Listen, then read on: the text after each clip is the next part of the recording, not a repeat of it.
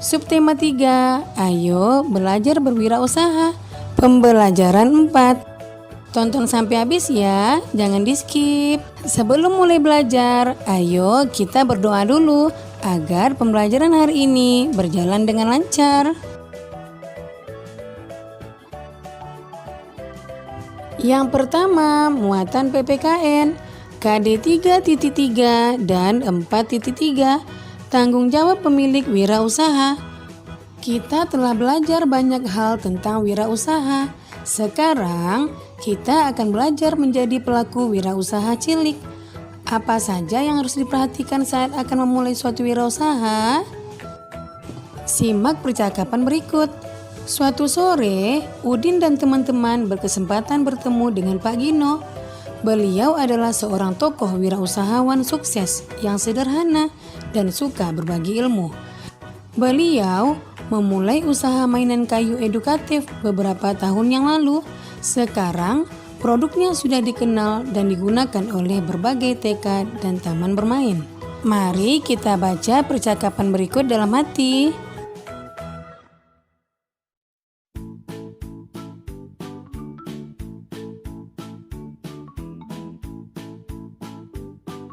Nah, anak-anak ibu, mari kita jawab pertanyaan berikut.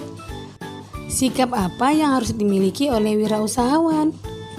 Contoh jawabannya, kerja keras, pantang menyerah, tekun, jujur, kreatif, dan berani memulai.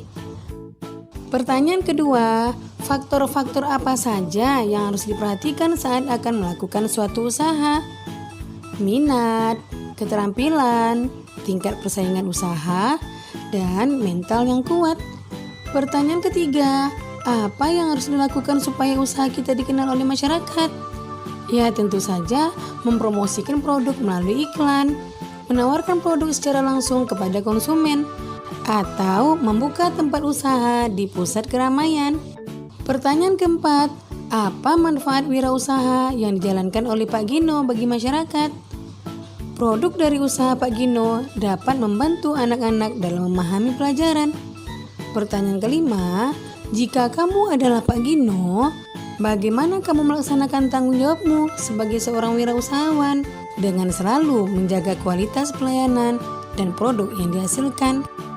Pertanyaan keenam, jika di sekitar tempat usahamu ada pengusaha lain yang membuka usaha yang serupa, bagaimana sikapmu?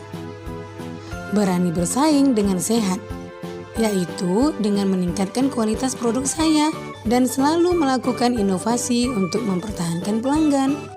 Nah, sekarang kita akan membangun sebuah usaha impian. Ayo berdiskusi. Dalam kelompok kecil, kamu akan membuat suatu kegiatan wirausaha. Kamu dan kelompokmu akan bermain peran. Perhatikan langkah-langkah berikut. Yang pertama, tentukan jenis usaha impianmu. Antara lain, usaha yang menghasilkan barang, contoh membuat mainan. Yang kedua, usaha yang menghasilkan jasa, contohnya usaha potong rambut dan lain-lain. Yang ketiga, perhatikan bakat, minat, serta kebutuhan di sekitar kalian saat menentukan jenis usaha. Berikan alasan kalian. Yang kedua, tentukan target konsumen atau pembeli yang akan menggunakan produk. Anak-anak, remaja, atau orang dewasa. Itu yang pertama. Yang kedua, target konsumen itu ditentukan oleh jenis usaha yang akan dibuat. Kemudian yang ketiga, tentukan harga jual produk. Antara lain, pertimbangkanlah modal yang digunakan, bahan dasar yang digunakan, serta target konsumen. Yang keempat, tentukan tempat usaha, stand, toko, warung, pabrik, dan lain-lain. Berikan alasan pemilihannya. Yang kelima, tentukan strategi pemasaran.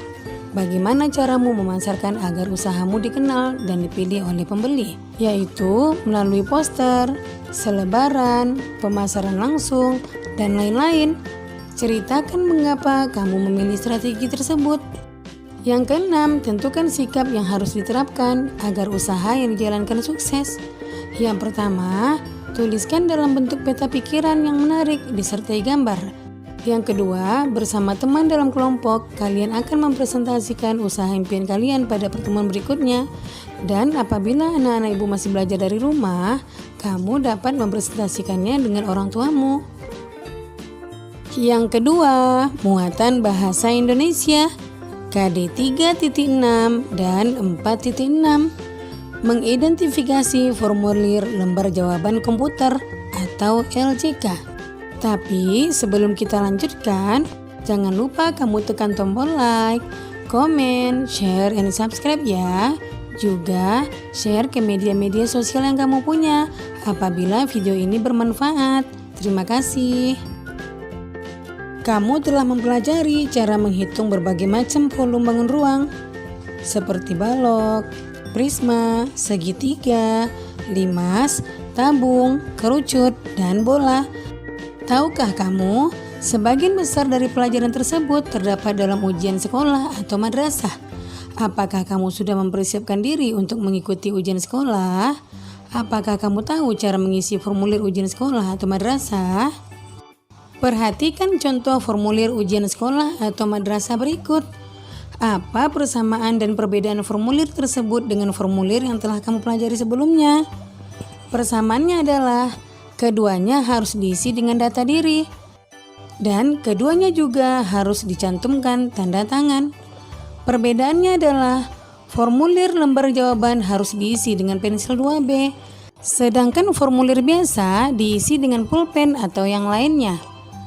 Yang kedua, pada formulir lembar jawaban kita perlu menuliskan huruf dan menyilang huruf yang ditulis, sedangkan formulir biasa hanya perlu menuliskan hurufnya. Yang ketiga, formulir lembar jawaban digunakan khusus untuk menuliskan jawaban ujian, sedangkan formulir biasa digunakan untuk berbagai keperluan. Pertanyaan kedua, apa saja informasi penting yang kamu temukan pada formulir tersebut? Yang pertama, data diri seperti nama, nomor peserta ujian, dan tanggal lahir. Kemudian, data mata pelajaran yang diujikan. Yang ketiga, tanggal ujian. Dan yang keempat, tanda tangan. Kemudian pertanyaan keempat, apakah kamu tahu bagaimana cara mengisi formulir tersebut? Ya, tentunya anak-anak ibu sudah bisa ya, dengan penjelasan yang telah ibu jelaskan tadi. Anak-anak ibu, apa yang kamu pelajari dari kegiatan hari ini? Apa yang sudah kamu pahami dengan baik? Apa yang belum kamu pahami dengan baik? Apa rencanamu untuk membuatmu lebih paham? Dan apa manfaat pelajaran hari ini untuk kehidupanmu sehari-hari?